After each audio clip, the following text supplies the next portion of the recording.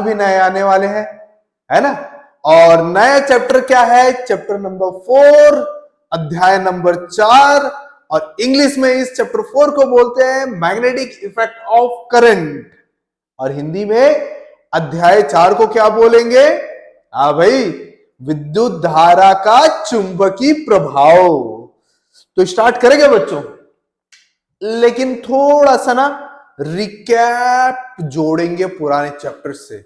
और आपका पहला जो पार्ट है वो इलेक्ट्रोस्टैटिक यानी कि स्थिर विद्युत।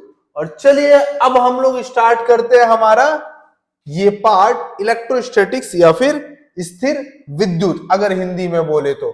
और अगर मैं बोलूं तो आपको याद होगा कि मैंने आपको ये चैप्टर जब पढ़ाया था तो मैंने आपको क्या बोला था कि भैया पूरा खेल जो है वो चार्जेस का, आवेश का है ना। अगर पॉजिटिव चार्ज है तो बाहर की ओर और नेगेटिव चार्ज है तो अंदर की ओर। लेकिन क्या बाहर की ओर, क्या अंदर की ओर? हाँ भैया, इंग्लिश में बोलूं तो इलेक्ट्रिक फील्ड। अगर कोई पॉजिटिव चार्ज है तो उससे बाहर की ओर इलेक्ट्रिक फील्ड आते हुए दिखेगा। और अगर ये नेगेटिव चार्ज होता तो ये जो बाहर निकलने की कोशिश कर रहा है ना, वो अंदर जाने की कोशिश करता है। आया क्या समझ में? तो इस चैप्टर में हम लोगों ने क्या क्या पढ़ा था भाई? क्या क्या पढ़ा था इस चैप्टर में? कुछ याद है क्या? अगर याद होगा तो हमने पढ़ा था F equals to K Q1 Q2 by R square. याद आया? E equals to K q by are square. हाँ भाई, ये भी याद है। और थर्ड सबसे इंपॉर्टेंट चीज, phi E equals to integration of E vector dot d s vector equals to 1 by epsilon naught into q. पूरे चैप्टर में इतना ही पढ़े थे। आया क्या समझ में? पूरे चैप्टर में इतना पढ़े थे। तो अगले, ये चैप्टर नंबर 1 था। कौन सा था? Electric field and charges. Hindi में बोले तो हाँ भाई, विद्युत क्षेत्र एवं आवेश। इलेक्ट्रिक फील्ड यानी विद्युत क्षेत्र और चार्जेस यानी आवेश। तो होप आपको ये पहला चैप्टर में हमने क्या पढ़ा था ये थोड़ा थोड़ा याद तो आ ही गया होगा। चलिए अगले चैप्टर की बात करते हैं। और चैप्टर नंबर 2 था इलेक्ट्रोस्टैटिक पोटेंशियल, स्थिर विद्युत विभव एंड कैपेसिटेंस। कैपेसिटेंस का मतलब धारिता। चलिए, ये हमारे 2 पार्ट में था। पहला पार्ट क्या था? तो पहला वाले पार्ट में हमने पढ़ा था V equals to K q by R. के क्यू बाई आर क्या था यार? तो हमें पता है कि कहीं पे अगर ऑलरेडी चार्जेस होते हैं तो उसका इलेक्ट्रिक फील्ड होता है ना। अब मान लो कि ये कोई चार्जेस होता पहले से, इसके खुद के इलेक्ट्रिक फील्ड होते। अगर ऐसे ही सेम टू सेम चार्जेस अगर ला के यहां पे रख दूं तो यहां पे रखे रहने के लिए कितनी एनर्जी, कितने ऊर्जा की जरूरत होगी, इसको हम क्या बोलते थे? पोटेंशियल विभव। और दूसरा इसी में हमने पढ़ा था U इक्वल्स टू के Q1 Q2 बाई आर। के Q1 Q2 by are. Sorry. तो ये पहला पार्ट था। दूसरा पार्ट हमने क्या पढ़ा था यार? हाँ भैया, ये कैपेसिटेंस, संधारित्र। और ये क्या था? ये था C equals to Q by V। याद आया क्या? जल्दी से बता दो भैया, याद आया कि नहीं आया? शायद थोड़ा थोड़ा तो पिछले जन्म का याद आ ही रहा होगा। ठीक है। इसका यूनिट क्या था भैया, इसका यूनिट था वोल्ट, इसका यूनिट क्या था, क्योंकि एनर्जी है, ऊर्जा है, तो क्या हो जाएगा, जूल हो जाएगा। ये सी का यूनिट क्या था, तो भैया इसका यूनिट था फैरेड। तो याद आ गया होगा आप लोग को कुछ कुछ, ठीक है। उसके बाद में हम लोगों ने क्या चैप्टर पढ़ा था, उसके बाद में हम लोगों ने पढ़ा था इलेक्ट्रिक करंट, वरना करंट इलेक्ट्रिसिटी, कि कैसे जो चार्जेस हैं वो बहते हैं, आवेश बहते हैं, वरना चार्जेस फ्लो होते हैं, और कौन कौन है जो उसको रोकने की कोशिश करता है। चलिए यहां तक के मैंने आप लोग को पढ़ा दिया था। थोड़ा सा अब आगे की ओर देखेंगे, है ना। और इसके बाद जो है ना, ये भी तो मैं ऑलरेडी पढ़ा दिया हूं, लेकिन यहां पर जानना बहुत ज्यादा जरूरी है, इसको फिर से जानना बहुत ज्यादा जरूरी है, इसलिए मैंने इसको फिर से लेके आया हूं, ठीक है। पहली बात तो ये कि चार्जेस, है ना, ये करंट क्या होता है, याद है आप लोग को, करंट को किससे शो करते थे, आई से शो करते थे, और ये करंट का फॉर्मूला होता था Q बाई टी, याद आया क्या, और इसका यूनिट क्या होता था, एम्पियर होता था। हाँ भैया ये तो एकदम से याद आ गया, आगे क्या, आगे बढ़ेंगे ना बेटा। करंट क्या था, याद है क्या आप लोग को, करंट कुछ भी नहीं था सर, करंट जो चार्जेस होते हैं एक गिवन टाइम में, गिवन समय में, दिए गए समय पे, एकांक समय, यूनिट टाइम पे कितने चार्जेस फ्लो हुए, है ना, करंट क्या है, in given unit time how much quantity of charges are flowed, this measurement is called current. विद्युत धारा, धारा क्या है, दिए गए समय पर, एकांक समय पर कितने आवेश बह गए, इस माप को, इस मान को हम लोग क्या बोलते थे, धारा बोलते थे। सॉरी, थोड़ा सा मुझे भी इफेक्ट हुआ है, कल नहीं परसों हमारे यहाँ बारिश हुई है, जिस कारण से मुझे भी थोड़ा सा सर्दी पकड़ ली है। तो I equals to Q by t, आया क्या, याद है। अब आपको याद होगा मैंने ये भी पढ़ाया था कि भैया इनके डायरेक्शन, किसके डायरेक्शन, ये करंट के डायरेक्शन, इधर किसका डायरेक्शन, करंट का डायरेक्शन, या फिर पोटेंशियल डिफरेंस का डायरेक्शन, हिंदी में बोले तो धारा का दिशा और विभवांतर का दिशा, है ना, कितना बदल सकता है टाइम के साथ में, जैसे जैसे टाइम बदलते जाएगा वैसे वैसे आई और वी का डायरेक्शन कितना बदल सकता है, इस बेस पे हम लोगों ने दो तरह के करंट पढ़े थे। चलिए अपन यहां पर लिखने के लिए रेड इस्तेमाल कर ले। देखिए पहले पॉजिटिव हुआ, फिर नेगेटिव हुआ, फिर पॉजिटिव होगा, उसके बाद अगर आगे बनाते तो फिर नेगेटिव होता। मैं क्या कहने की कोशिश कर रहा हूं, ध्यान देना बच्चों, वो करंट, है ना, वो करंट जिसमें आई और वी दोनों का डायरेक्शन, दोनों का दिशा टाइम के साथ में कंटिन्यूअसली निरंतर बदलते जा रहा है, ऐसे टाइप के करंट को हम लोग एसी, अल्टरनेटिंग करंट कहते हैं। एक बार फिर से हिंदी में बता रहा हूं मैं, ठीक है। वे धारा जिनके दिशा समय के सापेक्ष में निरंतर बदलते रहते हैं, ऐसे धारा को हम प्रत्यावर्ती धारा कहते हैं, जिसे हम लोग शॉर्टकट में एसी से दर्शाते हैं। क्लियर हुआ, इंग्लिश में बोल रहा हूं, that kind of current whose direction continuously changes with respect to the time, with respect to the time, is called alternating current. और वो हम कौन से एब्रेशन इसके लिए इस्तेमाल करते हैं, एब्रेसिव इस्तेमाल करते हैं, एसी। चलिए इसकी बात कर लेते हैं। अगर ध्यान से देख रहे होगे तो इसमें कोई डायरेक्शन का चेंजेस नहीं हो रहा है, ये तो एक सीधा स्ट्रेट लाइन है।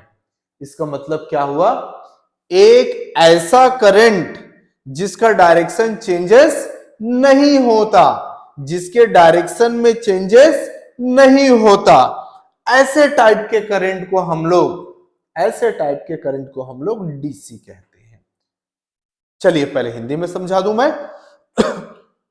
उन तरह के धारा जिनके दिशा में समय के सापेक्ष, जिनके दिशा में समय के सापेक्ष किसी भी तरह का बदलाव नहीं होता, समय के सापेक्ष किसी भी तरह का बदलाव नहीं होता, ऐसे धारा को हम लोग दिष्ट धारा कहते हैं। और इसके लिए जो चिन्ह इस्तेमाल करते हैं वो चिन्ह होता है बच्चों डीसी। आया क्या समझ में? होप आप लोग को समझ में आया होगा। तो चलिए इंग्लिश में मैं एक्सप्लेन कर दूं।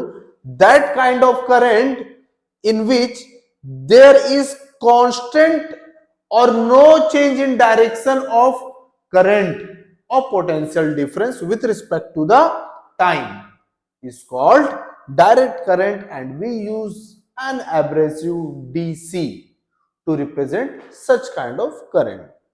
इसके अलावा एक और चीज, जब एसी सोर्स प्रत्यावर्ती धारा के लिए हम लोग ये इस्तेमाल करते हैं, आया क्या समझ में? ऐसा।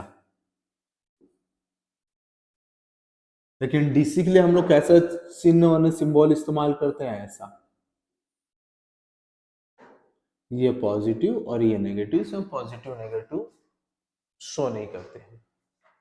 तो होप आपको इन दोनों के बीच में एक ब्रीफ डिफरेंस समझ में आया होगा कि इन दोनों में क्या डिफरेंस होता है। लेकिन इन दोनों में एक और डिफरेंस है जिससे चैप्टर का शुरुआत होगा, जिससे इस चैप्टर का शुरुआत होगा। लेकिन उससे पहले आप लोगों से एक क्वेश्चन, जिसके लिए मैं 2 मिनट का समय दूंगा और मैं देखूंगा कि टीचर्स लोग का रिप्लाई आ रहा है कि नहीं, कि सर हमारे यहाँ के बच्चे पढ़ा रहे हैं, बता रहे हैं कि नहीं। ठीक है, तो मैं यहाँ पे क्या कहने की कोशिश कर रहा हूं, क्या क्वेश्चन है मेरे, कि भैया आपके घर पे भी एक तरह का करंट का सप्लाई होता है ना, और आपके घर पे जिस तरह के करंट का सप्लाई होता है, तो क्या मुझे बता सकते हो वो करंट एसी है कि डीसी है? मैं मोबाइल पे देख रहा हूं मैं, तो बताएंगे वो करंट एसी है कि डीसी है। मैं वेट कर रहा हूं मैं आप लोग के रिप्लाई का।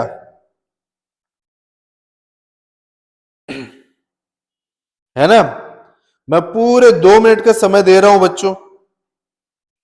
फुल स्पीड में जो है आप लोग रिप्लाई करेंगे, ताकि टीचर्स भी मुझे बता सके कि हाँ भाई हमारे के यहाँ के बच्चे पढ़ाई करते हैं। सॉरी, थोड़ा सा जल्दी रिप्लाई करोगे बच्चों?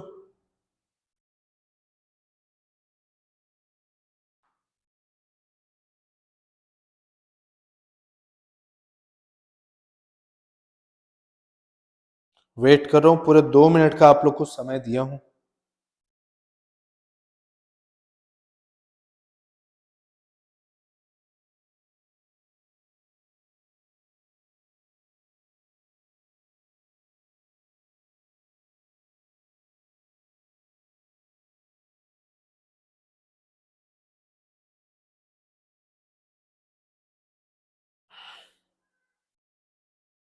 जल्दी आंसर चाहिए बच्चों। 1 मिनट और बचा हुआ है। जैसे कि मैंने बोला था कि 1 मिनट का समय दिया हूं, तो फिर से 1 मिनट का मैं आप लोग को समय दे रहा हूं बच्चों।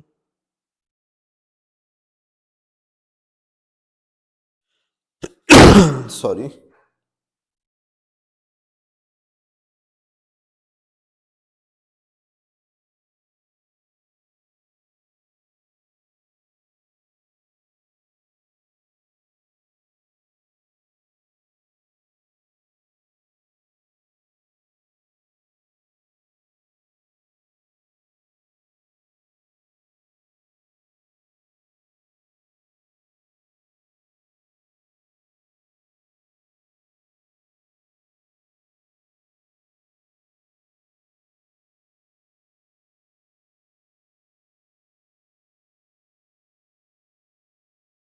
चलिए जल्दी कीजिए मुझे।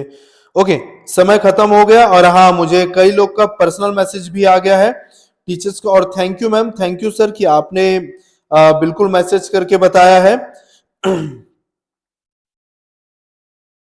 बिल्कुल आप लोगों ने मैसेज करके बताया, थैंक यू वेरी मच। हाँ बिल्कुल, हमारे घर पे जिस तरह का करंट आता है बच्चों, वो करंट होता है हमारा एसी। इंग्लिश में बोलूं तो अल्टरनेटिंग करंट, और हिंदी में बोलूं तो प्रत्यावर्ती धारा। लेकिन एक बहुत इंपॉर्टेंट चीज, एसी ही क्यों आता है, डीसी क्यों नहीं सप्लाई किया जाता? हाँ भाई, बहुत ही इंपॉर्टेंट क्वेश्चन है कि हमारे घर पे एसी ही क्यों सप्लाई किया जाता है, डीसी क्यों सप्लाई नहीं किया जाता? चलिए मैं कारण बताता हूं कि एसी ही सप्लाई किया जाता है, डीसी क्यों सप्लाई नहीं किया जाता। तो जो डीसी होता है ना बेटा, डीसी इंग्लिश में डायरेक्ट करंट और हिंदी में दिष्ट धारा। जब डीसी बहता है ना तो उसके साथ में दो इफेक्ट होते हैं। इंग्लिश में पहले बता रहा हूं मैं। एक पहला इफेक्ट जो होता है वो होता है हीटिंग इफेक्ट, और दूसरा होता है वो मैग्नेटिक इफेक्ट। ये चैप्टर वही है, सेकेंड वाला इफेक्ट पूरा पढ़ना है, देखो ठीक है। तो पहला वाला जो इफेक्ट होता है वो कौन सा होता है, हीटिंग इफेक्ट, और दूसरा जो होता है वो मैग्नेटिक इफेक्ट। यानी पहला जो प्रभाव होता है वो होता है उष्मीय प्रभाव, है ना, और दूसरा जो प्रभाव होता है वो होता है चुंबकीय प्रभाव। ये दो तरह के प्रभाव इसके बहने के कारण से होता है। लेकिन इसके बहने के कारण से क्या, इसके बहने के कारण से सिर्फ हीटिंग इफेक्ट, सिर्फ हीटिंग इफेक्ट। जब एसी बहता है सॉरी, जब एसी बहता है तो एसी के बहने के कारण से सिर्फ उष्मीय प्रभाव अपने को देखने मिलता है। और इस तरह से क्या हो जाता है, तो इस तरह से इसमें एनर्जी का लॉस, ऊर्जा का घाटा जो है वो कम होता है। और दूसरा एक बहुत इंपॉर्टेंट चीज क्या है, इसको ही क्यों इस्तेमाल करते हैं, इसके जो लॉस हुआ रहता है ना, जो घाटा हुआ रहता है एसी में, उसको ट्रांसफार्मर के हेल्प से उसको फिर से रिगेन किया जा सकता है। आगे पढ़ेंगे वो चीज। चलिए, तो आपको समझ में आ गया होगा कि इन दोनों में क्या डिफरेंस है। ठीक है, तो अगला हम लोग बात करते हैं ऑयस्टर्ड के एक्सपेरिमेंट का। हाँ भाई, इसको आप लोगों ने 10वीं में भी सुना है, बिल्कुल सुना है। ऑयस्टर्ड जो थे ना, बड़े डरपोक किस्म के आदमी थे यार। कहानी है उसकी बहुत बड़ी खतरनाक वाली। ठीक है, चलिए मैं आपको कहानी सुनाता हूं, शायद ये एक्सपेरिमेंट भी समझ में आ जाए, क्योंकि एक्सपेरिमेंट ही उस कहानी में था। ठीक है, ऑयस्टर्ड जो थे ना, बड़े डरपोक किस्म के आदमी थे। ठीक है, लेकिन थे एकदम पक्के साइंटिस्ट। उन्होंने क्या किया पता है, उन्होंने ये किया कि उन्होंने ऐसा बैटरी लिया और गलती से ना इसको वायर से ही जोड़ दिया और छोड़ दिया वहीं पर, वायर से जोड़ के छोड़ दिया। बच्चे थे ना उस टाइम पे, खेलते कूदते थे बच्चे बेचारे। अब क्या हुआ ना, वो पास में ना एक कंपास लेके आए। ये देखो, ये है compass, magnetic compass. East, west, north, और इधर क्या होगा बच्चों, जल्दी से बताओ तो यार, साउथ।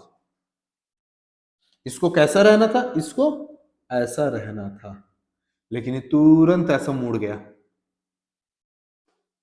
देख के डर गए, भैया ये क्या हो गया, भूतूत आ गया क्या? लेकिन असली आदमी तो वही है जो अपने डर पे काबू पाए। बोलते ना, डर के आगे जीत है।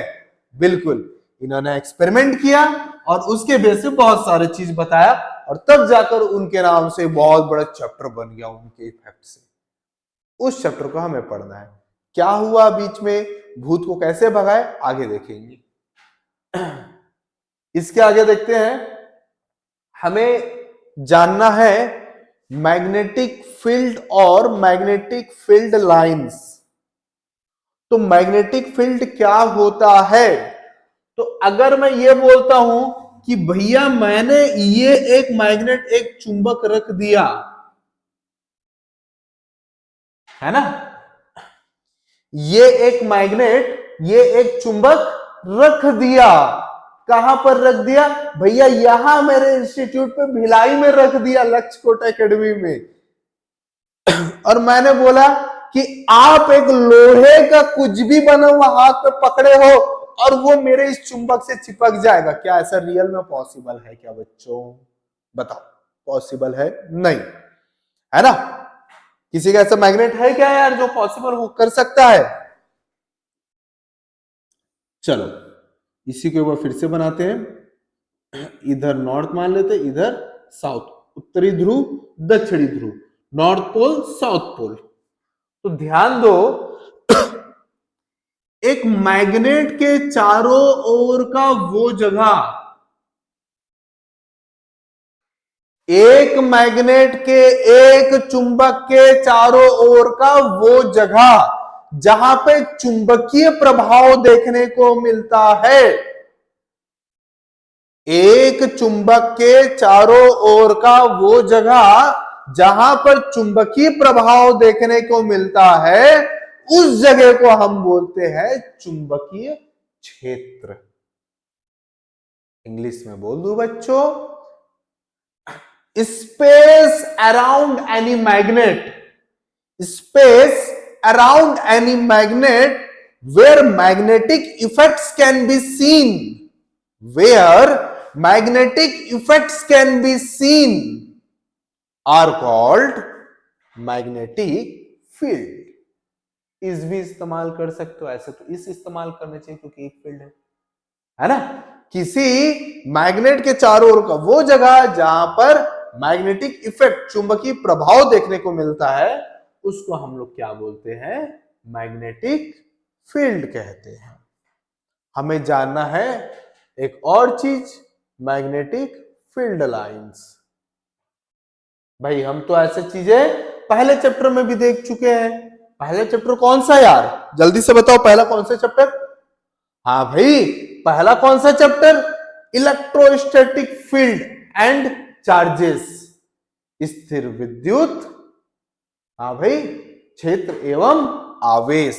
ये देखो उसी के जैसा ही है, लेकिन थोड़ा सा चेंजेस है। चलिए देखते हैं क्या चेंजेस है। पहले तो इसको रब कर दे। अरे वाह, ऐसा भी सिस्टम है यार, हमें पता नहीं था कि एक जगह टच करने से पूरा।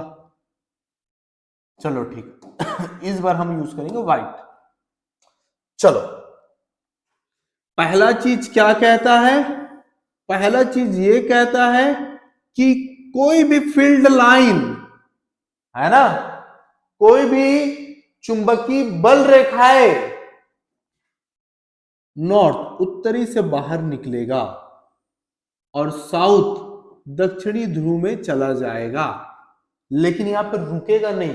यही एक डिफरेंस है इलेक्ट्रिक फील्ड और मैग्नेटिक फील्ड का, विद्युत क्षेत्र और चुंबकीय क्षेत्र का। क्या डिफरेंस है कि भैया ये साउथ में रुकता नहीं है, फिर से अंदर होते होते तो ऐसे कंटिन्यूअस लाइन है ये देख लो, कहीं पे खत्म नहीं हुआ है भैया। आया क्या समझ में? आपके बुक में तो ऐसा डायग्राम बिल्कुल बना हुआ दिखेगा, ऐसा डायरेक्शन ऐसा होता है, ये रहा।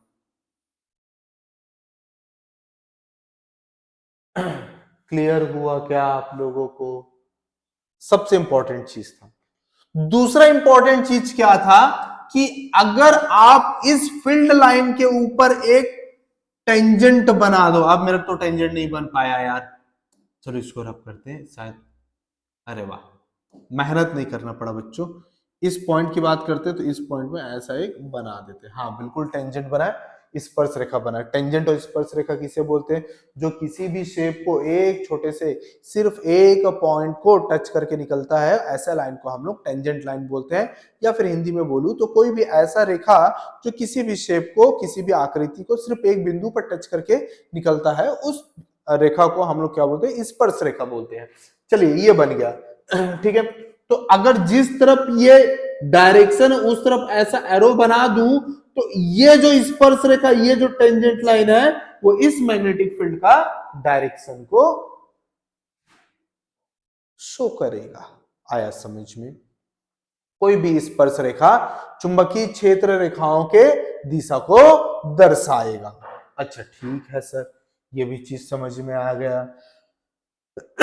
सॉरी, एक इंपॉर्टेंट चीज यहां पर जो जान लेने वाला चीज है कि कोई भी मीडियम माध्यम जो होता है, कोई भी मीडियम माध्यम जो होता है, अगर आपको याद होगा तो हमने पिछले जो चैप्टर था, पिछले चैप्टर यानी चैप्टर 1 है ना, हमने एक कांस्टेंट इस्तेमाल किया था इप्सिलॉन नॉट।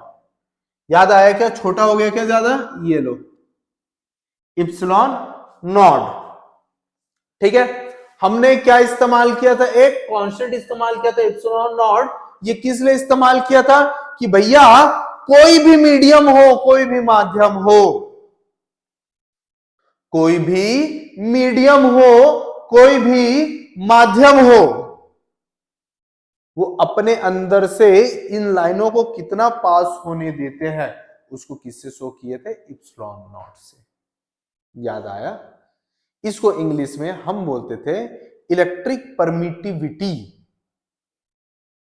है ना, और हिंदी में विद्युतशीलता। याद आया? एक होमवर्क दे रहा हूं, इसका वैल्यू क्या होगा आप लोग मुझे बताइएगा जरूर, ठीक है। लेकिन अभी जो है इप्सिलॉन नॉट की जगह म्यू नॉट इस्तेमाल करेंगे। ये म्यू नॉट क्या है भैया? तो ये म्यू नॉट जो है बच्चों, इसको इंग्लिश में बोलते हैं मैग्नेटिक परमीएबिलिटी और हिंदी पे चुंबकशीलता। क्लियर है? ये क्या करता है? इस मैग्नेट के लाइंस को, इस चुंबक के लाइंस को अपने से पास होने देने की क्षमता, कैपेसिटी, इसको हम लोग किससे नापते हैं? इस म्यू नॉट से नापते हैं। तो होप आपको ये चीज समझ में आया होगा यहां पर के पॉइंट ऑफ व्यू। बाकी इलेक्ट्रिक फील्ड लाइन को तो अगले चैप्टर में बहुत ही इजीली हम लोग को और ज्यादा पढ़ना है।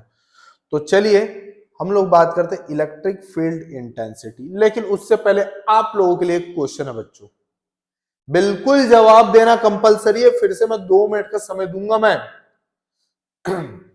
चलिए मैं एक काम करता हूं, एक मैग्नेट बना देता हूं नॉर्थ और साउथ, ठीक है, और यहां पर एक लोहे का बॉल रखता हूं, इस बॉल को B1 बोल देता हूं, और इधर एक बॉल रखता हूं, इस बॉल को B2 बोल देता हूं। और अब आप लोग से क्वेश्चन है, क्वेश्चन है, क्या क्वेश्चन है सर? क्वेश्चन ये है कि ये जो चुंबक जो है, मैग्नेट जो है, B1 को ज्यादा स्पीड में और ज्यादा फोर्स लगा के खींचेगा कि B2 को ज्यादा स्पीड या फिर ज्यादा फोर्स लगा के खींचेगा? चलिए मैं आप लोग को जो है समय दे रहा हूं एग्जैक्टली 2 मिनट का, फिर से, ठीक है, मुझे जल्दी से बताइए।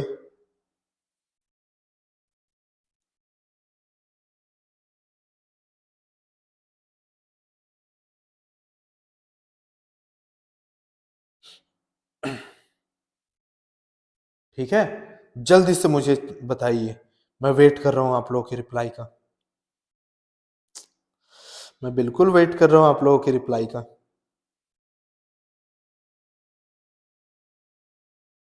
जल्दी से बताइए बच्चों।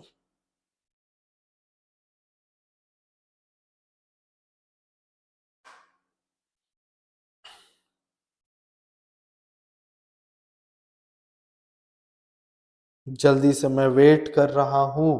मैंने एग्जैक्ट जो है 3 मिनट का समय दिया और बिल्कुल 3 मिनट में मैं आप लोग से पूछूंगा, ठीक है, तो जल्दी से मुझे बताइए।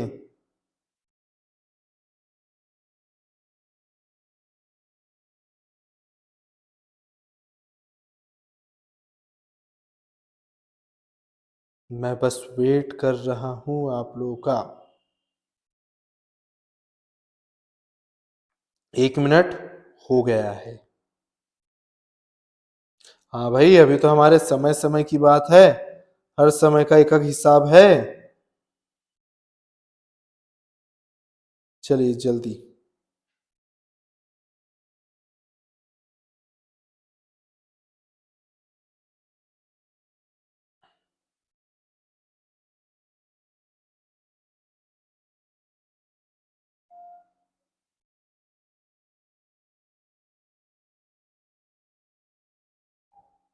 जल्दी, मैं वेट कर रहा हूं।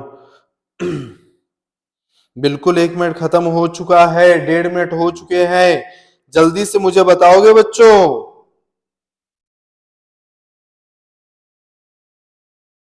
जल्दी से मुझे बताओगे, मैं आप लोग का वेट कर रहा हूं।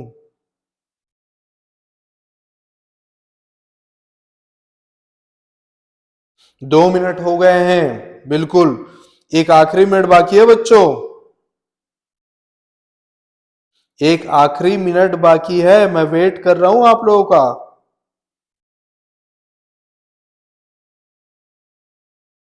मुझे नहीं लगता कि बहुत ज्यादा समय बाकी है।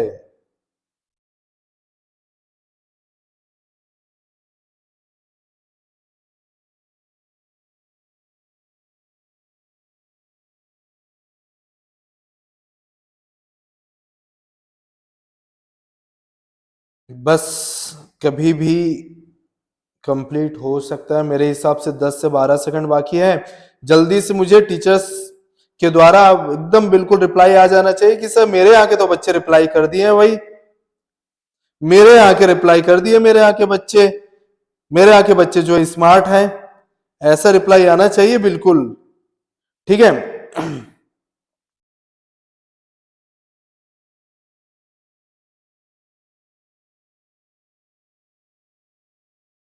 चलिए फिर, हमारा जो है समय कंप्लीट हो गया। क्या पूछा था मैं कि भैया ये मैग्नेट से B1 ज्यादा स्पीड में और ज्यादा फोर्स के साथ खिंचाएगा, कि इस मैग्नेट से B2 जो ज्यादा स्पीड, भाई मुझे तो लगता है सबको पता होगा ये B1 ही ज्यादा स्पीड से खिंचाएगा, ज्यादा फोर्स से। ऐसा क्यों? ऐसा बी के कारण से। ये B1 B2 बॉल के लिए इस्तेमाल किया था मैं, वो भी अलग चीज है बच्चों। कोई मुझे बताएगा ये बी क्या चीज है? हाँ भाई, ये बी क्या चीज है? ये है, अगर इंग्लिश में बोलूं तो मैग्नेटिक फील्ड इंटेंसिटी। क्या है ये? Magnetic field intensity. और हिंदी में बोलूं तो ये क्या है? बी, चुंबकीय क्षेत्र तीव्रता। क्या होता है सर, थोड़ा सा समझाइए। तो सुन लो बच्चों, ये क्या होता है। पहले इंग्लिश में बोल रहा हूं, नहीं पहले नॉर्मल लैंग्वेज में बोल रहा हूं, हिंदी प्लस इंग्लिश, जिससे आपको समझ में आ जाए। ठीक है, मान लो कि ये एक मैग्नेट है। ठीक है, तो मैग्नेट के जितने पास आते जाओगे उतना इस मैग्नेट का इफेक्ट देखने को मिलेगा। तो इस इफेक्ट के स्ट्रेंथ को, कौन से इफेक्ट के? मैग्नेटिक इफेक्ट के स्ट्रेंथ को हम लोग क्या बोलते हैं? मैग्नेटिक फील्ड इंटेंसिटी कहते हैं। चलिए पहले हिंदी में बता दूं मैं। किसी चुंबकीय क्षेत्र के स्ट्रेंथ को, ठीक है, किसी चुंबकीय क्षेत्र के स्ट्रेंथ को हम लोग क्या बोलते हैं? चुंबकीय क्षेत्र तीव्रता। क्या बोलते हैं? चुंबकीय क्षेत्र तीव्रता। ठीक है, किसी मैग्नेटिक फील्ड के स्ट्रेंथ को, किसी मैग्नेटिक इफेक्ट के स्ट्रेंथ को हम लोग क्या बोलते हैं? मैग्नेटिक फील्ड इंटेंसिटी कहते हैं। तो चलिए यहां पर आते हैं, और हम लोग बात कर रहे हैं मैग्नेटिक फील्ड इंटेंसिटी का। ठीक है, अब ये मैग्नेटिक फील्ड इंटेंसिटी बी होता है, लेकिन हम लोग अधिकतर डीबी लिखते हैं। कोई मुझे बताएगा ये डीबी क्यों लिखते हैं? कोई मुझे बताएगा क्या ये डीबी क्यों लिखते हैं? कोई भी सोचो सोचो। डीबी, डीबी काहे को लिखते हैं यार? अपने को तो दिमाग में नहीं आ रहा है। चलिए, चलिए, ये मान लो कि आपके पास में एक बोरा चॉकलेट रखा हुआ है। ये मैं मान लो मेरे पास में रखा हुआ और मैंने अपने बेटे के लिए लाया था। अब मेरा बेटा होशियार है ना। एक दिन आया, देखा मैंने इसको एक पीस दिया, वो लेके चले गया और अपने बोरे में स्टोर कर लिया। ये तो मेरे को समझ में आ गया। लेकिन दूसरे दिन आया, चुपचाप लेके चले गया, फिर आया, फिर लेके चले गया, फिर आया, फिर लेके चले गया। तो ऐसे में थोड़ा थोड़ा करके कितना ले गया ये मुझे पता नहीं चलता है। तो जब हम बात करते हैं कि किसी भी चीज में थोड़ा थोड़ा चेंजेस आ रहा है और टोटली कितना चेंजेस आया है ये मुझे ना पता हो, तो डीबी इस्तेमाल करते हैं। और जब मुझे पूरा निकालना रहता है तो उसके लिए मैं क्या कर देता हूं, इंटीग्रेशन कर देता हूं। आया समझ में? अगर नहीं आया है तो थोड़ा सा वेट कीजिए, क्योंकि ये वाला टॉपिक अब जस्ट आने वाला है। ठीक है बच्चों? चलो भाई साफ हो जा जादू। चलो, तो ये डीबी वरना बी के वैल्यू को कैसे निकाल सकते हैं? तो भैया इस डीबी वरना बी के वैल्यू को निकालने के लिए जो है ना, दो अलग अलग साइंटिस्ट ने अलग अलग कंडीशन पे जो कुछ नियम और कानून दिए हैं। और पहले तरह के जो है उसको बोलते हैं हम लोग इंग्लिश में बोलते हैं बच्चों Biot Savart's law. Bio Savart के नियम क्या है? बायो सेवर्ट के नियम क्या है बच्चों? बायो सेवर्ट के नियम है ना। दूसरा जो है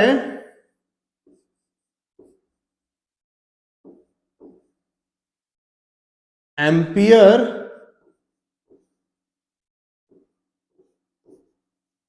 सर्किटल लॉ। ये क्या चीज है यार? हाँ भैया, ये कुछ भी चीज नहीं है। इसको हिंदी में बोलते हैं एम्पियर के परिपथ का नियम, वरना एम्पियर परिपथीय नियम। नाम तो यही है, लेकिन है क्यों दो चीज?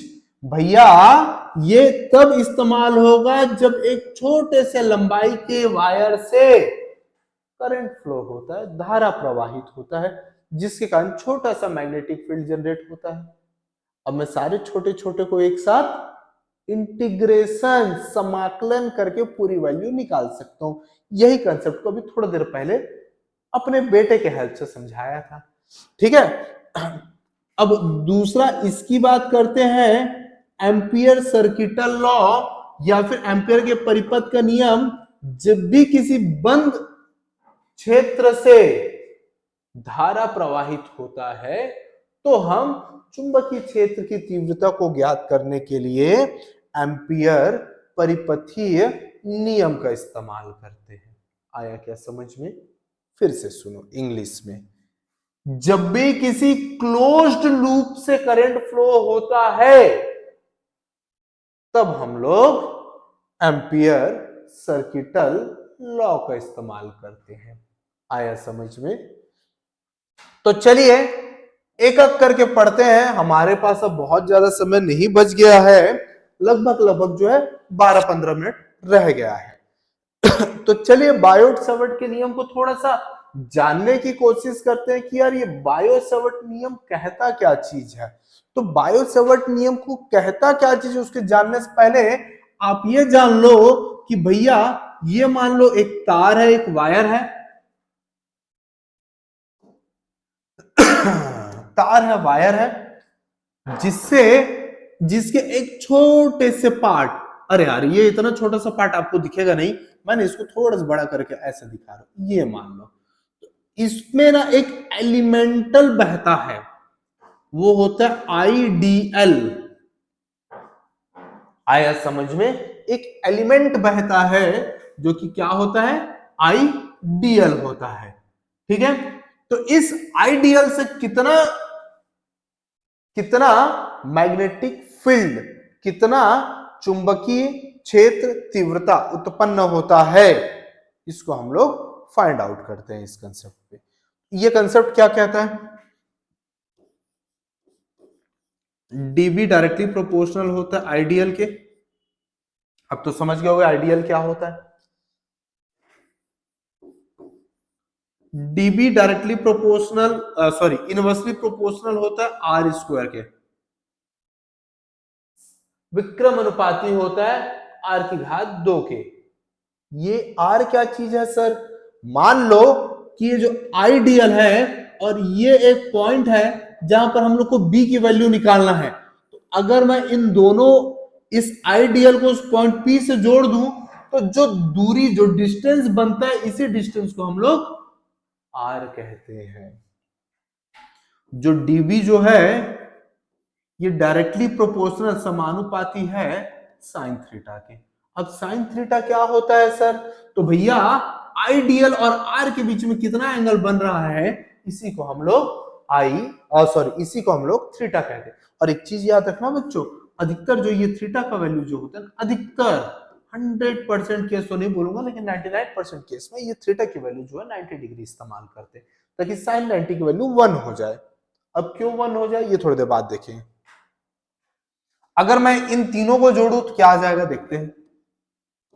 DBL directly proportional I DL sine theta by R के स्क्वायर। और क्या हो जाएगा? डीबी इक्वल्स टू, अब ये भैया ये डायरेक्टली प्रोपोर्शनल समानुपाती के चिन्ह को हटाना पड़ेगा और उसको हटाने के लिए हम लोग जो कॉन्स्टेंट इस्तेमाल करेंगे वो रहेगा K I DL sine theta by are square. लेकिन एक बहुत ही इंपॉर्टेंट चीज,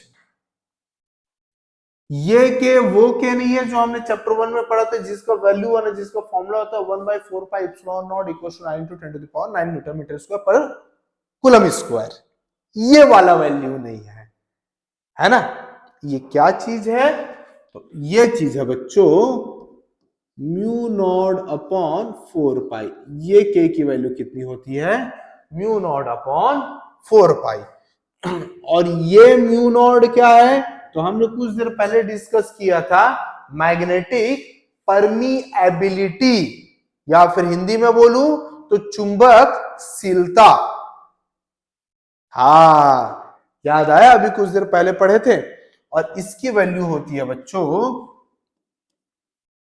4 पाई इंटू 10⁻⁻7। सॉरी सर, इसकी यूनिट क्या होगा? भैया यूनिट को तो हमने 11th पे निकालना सीखा था, चलिए एक बार और सीख लेते हैं। तो भाई एक चीज याद रखिए, ये डीबी का यूनिट होता है टेस्ला। कोई टेकला नहीं मत बोल देना वरना टकला समझ लेंगे इसको, ठीक है? टेस्ला या फिर वेबर पर मीटर स्क्वायर। क्लियर हुआ क्या? आई का क्या होता है बच्चों? एम्पियर होता है। डीएल का यूनिट क्या होता है? मीटर होता है। आर स्क्वायर का क्या होता है? मीटर स्क्वायर होता है। और साइन थीटा का क्या होता है? साइन थीटा, अरे ध्यान दिए आप लोग, हम लोग यहां पर ना एसआई यूनिट लिख रहे हैं और थीटा यानी कोण यानी एंगल का कोई भी एसआई यूनिट नहीं होता है ना। तो ध्यान से देखो, डीबी की जगह टी टेस्ला आ जाएगा, के का निकालना है, आई की जगह एम्पियर, डीएल की जगह पे मीटर और नीचे आर स्क्वायर की जगह पे मीटर स्क्वायर यानी स्क्वायर और ये मीटर कैंसिल हो जाएगा। K equals to tesla metre by ampere. एक इसका यूनिट हो गया, इस के का यूनिट हो गया, तो इस म्यू नॉट का भी वही रहेगा क्योंकि 4 पाई क्या होता है? एक कांस्टेंट होता है। इसलिए के का बोलो चाहे म्यू नॉट का बोलो, ठीक है, दोनों का यूनिट क्या होगा? टेस्ला पर एम्पियर मीटर। ओ सॉरी, मैंने मिस्टेक कर दिया बच्चों, ठीक है? क्या होगा? टेस्ला मीटर पर एम्पियर। आया क्या समझ में? वेबर में भी लिख सकते हो, टेस्ला की जगह जब वेबर लिखोगे, वेबर पर मीटर स्क्वायर, ठीक है, तो क्या हो जाएगा? वेबर पर metre square into metre by ampere. ये स्क्वायर और ये मीटर कैंसिल हो जाएगा, क्या हो जाएगा, वेबर पर मीटर एम्पियर हो जाएगा। तो होप आपको इस बायोट सेवर्ट लॉ का पूरा कंसेप्ट क्लियर हो गया होगा, पूरा कंसेप्ट क्लियर हो गया होगा। हमारे पास बहुत ज्यादा समय नहीं बच गया बच्चों, मात्र 10 मिनट का समय बचा है। एक अच्छी चीज मैं आप लोग को बताना चाहूंगा बच्चों, अगर आप लोग जुड़े हुए हो तो ऐप को डाउनलोड कर लेना बच्चों, लक्ष्य कोटा एकेडमी करके, या फिर हमारे चैनल लक्ष्य कोटा एकेडमी अमिताभ सर करके सर्च कर लेना, ठीक है। मैं बहुत सारी इससे रिलेटेड चीजें मैं हमेशा डालते रहता हूं, और ये इसलिए डालता हूं ताकि आप लोग का हेल्प हो जाए।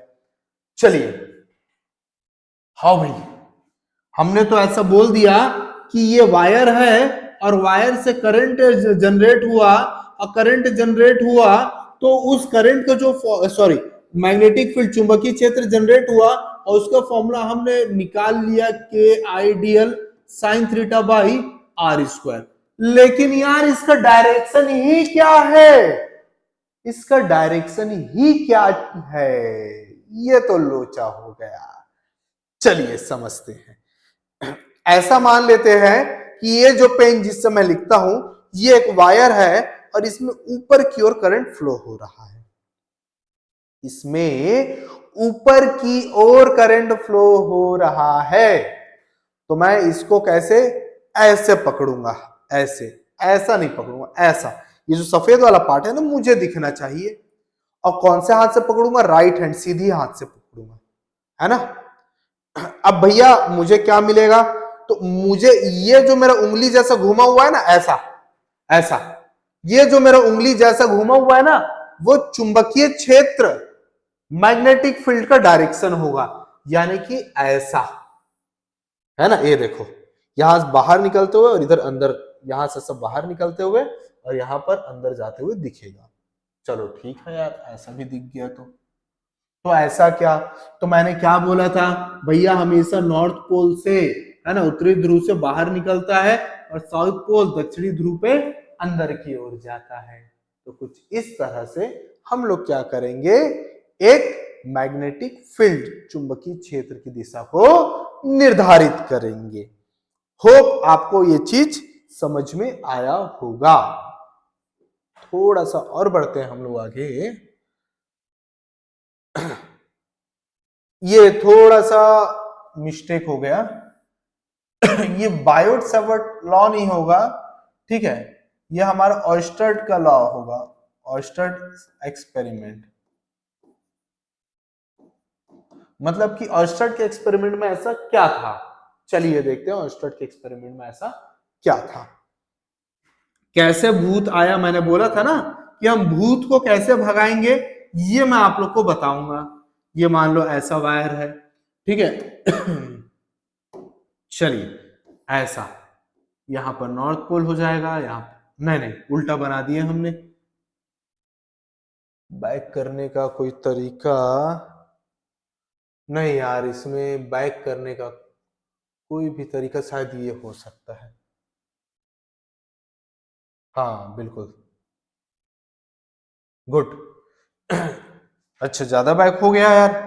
अब देख लो, ये पॉजिटिव है और ये नेगेटिव। मैंने आपको क्या बोला था, हमेशा पॉजिटिव से करंट फ्लो होता है, यानी कि नीचे की ओर करंट फ्लो होगा, इसका मतलब ऐसा बनेगा, और इस तरफ साउथ और इस तरफ नॉर्थ होगा। करके देख लो ना यार, ऐसा अपने आप में, इधर से आपको बाहर निकलते हुए दिखेगा, इधर से अंदर जाते हुए दिखेगा।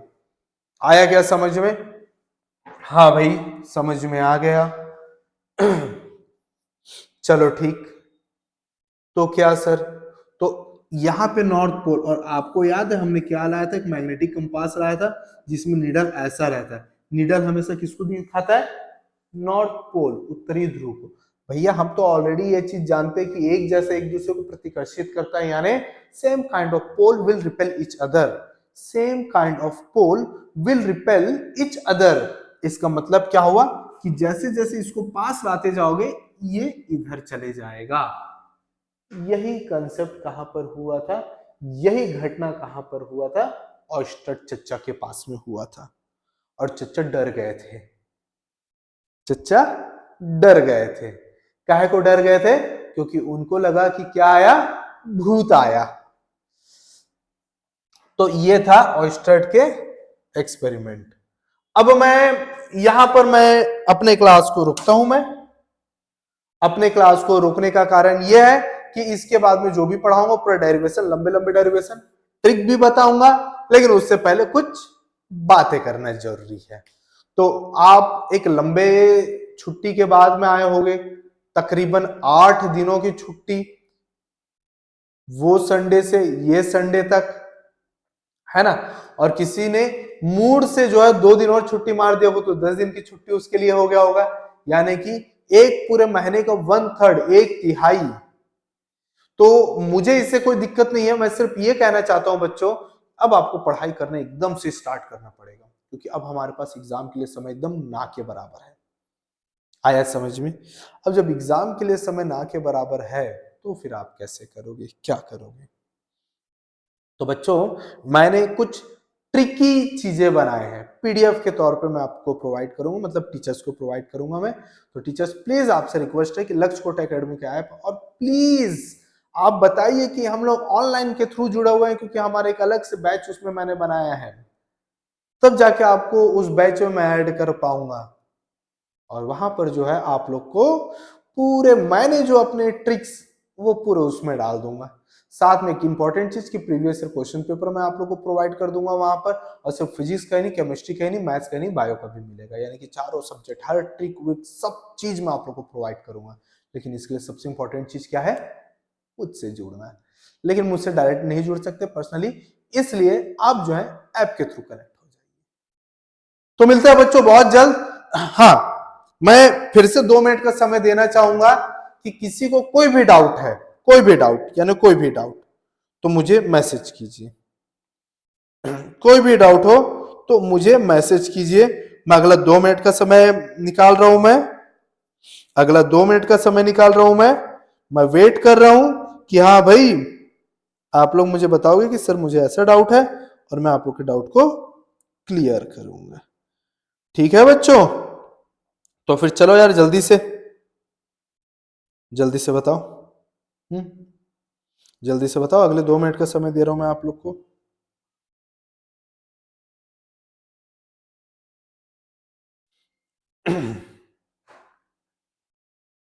मैं आप लोग का वेट कर रहा हूं बच्चों।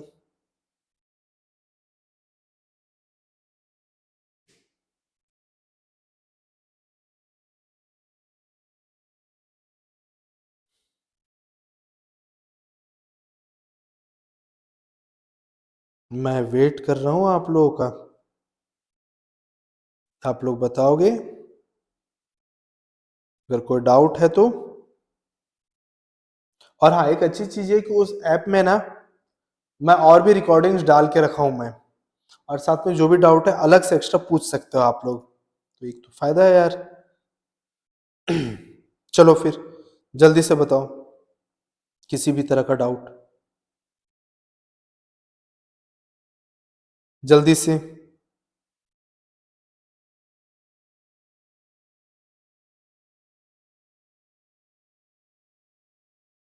चलो जल्दी से बच्चों।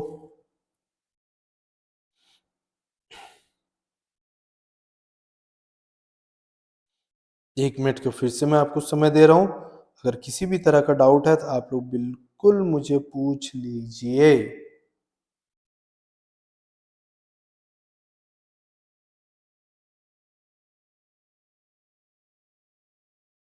मैं आप ही लोगों का वेट कर रहा हूं।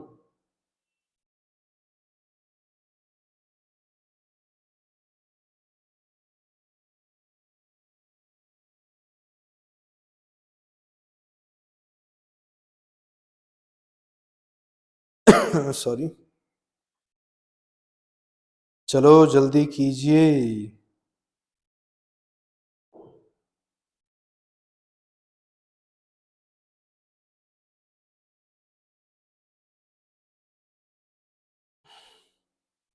जल्दी बच्चों।